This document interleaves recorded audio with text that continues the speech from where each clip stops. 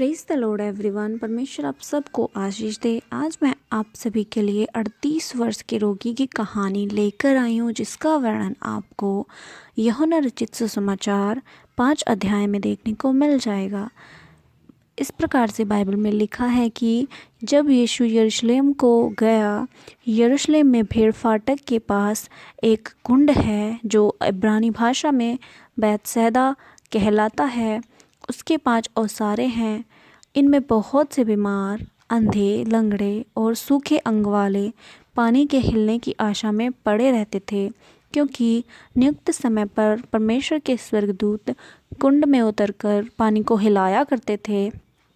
पानी के हिलते ही जो कोई पहले उतरता वह चंगा हो जाता था, चाहे उसकी कोई बीमारी क्यों न हो।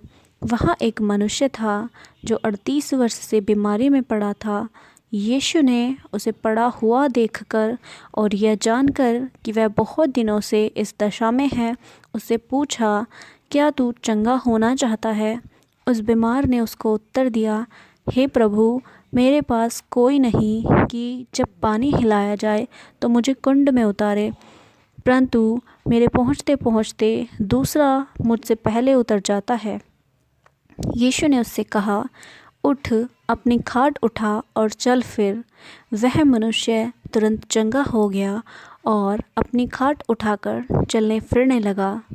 वह शब्द का दिन था, इसलिए यहूदी उससे जो चंगा हुआ था कहने लगे, आज तो शब्द का दिन है, तुझे खाट उठाना उचित नहीं।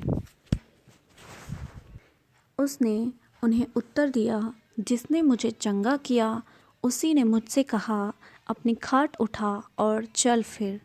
प्रियो, यहाँ पर हम देखते हैं कि जो बैतसैदा है उसके 5 ओसारे हैं, और जब पानी हिलाया जाता था, एक नियुक्त समय पर परमेश्वर के स्वर्गदूत आकर पानी को हिलाया करते थे। तब जो भी बीमार सबसे पहले पानी में उतरता था वो चंगा हो जाता था। इसी तरह से जब 38 वर्ष का रोगी बड़ा था, वो सोचता था कि कोई आएगा और मुझे पानी में उतारेगा, और ऐसे ही उसको 38 वर्ष हो गए वेट करते करते।